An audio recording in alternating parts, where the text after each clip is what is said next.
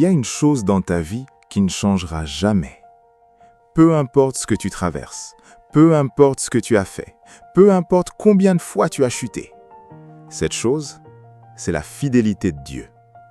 Lamentations chapitre 3, versets 22 et 23. Les bontés de l'Éternel ne sont pas épuisées. Ses compassions ne prennent pas fin. Elles se renouvellent chaque matin. Ta fidélité est grande. Chaque matin, pas chaque année, pas quand tu mérites, chaque matin, nouvelle, fraîche, pour toi. Pense à ce que ça veut dire. Ce matin, la fidélité de Dieu est neuve. Elle n'est pas épuisée par tes erreurs d'hier. Elle n'est pas diminuée par tes doutes de la semaine passée. Elle est entière, complète, disponible. L'apôtre Paul a connu des naufrages, des prisons, des coups. Il a écrit depuis des chaînes. Fidèle est le Dieu par qui vous avez été appelés. Pas Dieu était fidèle, pas Dieu sera fidèle un jour. Il est fidèle, maintenant, dans ça. Quand tout change autour de toi, accroche-toi à ce qui ne change pas. Sa fidélité est ton roc. Écris « Dieu est fidèle » en commentaire. Je veux te parler d'un homme que Dieu n'a jamais abandonné, même quand tout semblait dire le contraire. Joseph. Jeté dans un puits par ses frères, Dieu était là. Vendu comme esclave en Égypte, Dieu était là.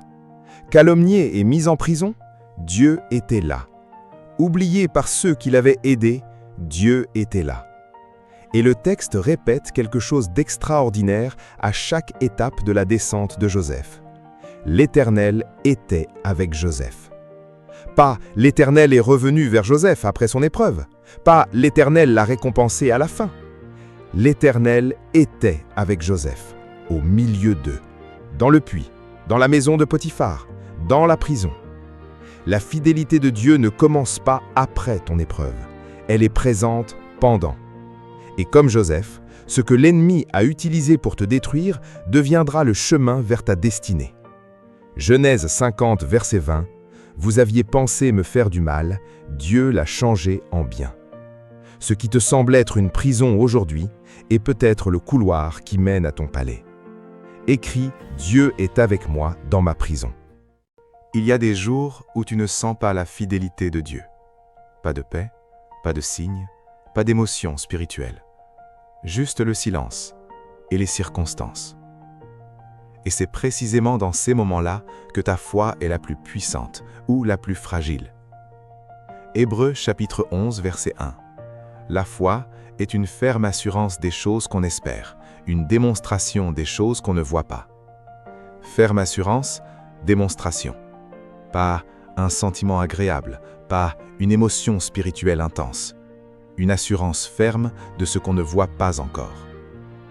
La fidélité de Dieu ne dépend pas de ce que tu ressens, elle dépend de qui il est.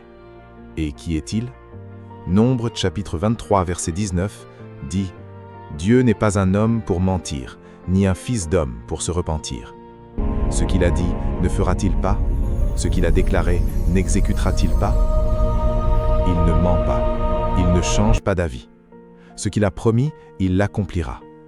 Alors, dans les jours sans sensation, rappelle à ton cœur ce qui est vrai. Pas ce que tu ressens, ce qu'il a dit. Sa parole est plus fiable que tes émotions. Décide aujourd'hui de lui faire confiance, même sans sentir. Écris « Je lui fais confiance sans sentir » en commentaire.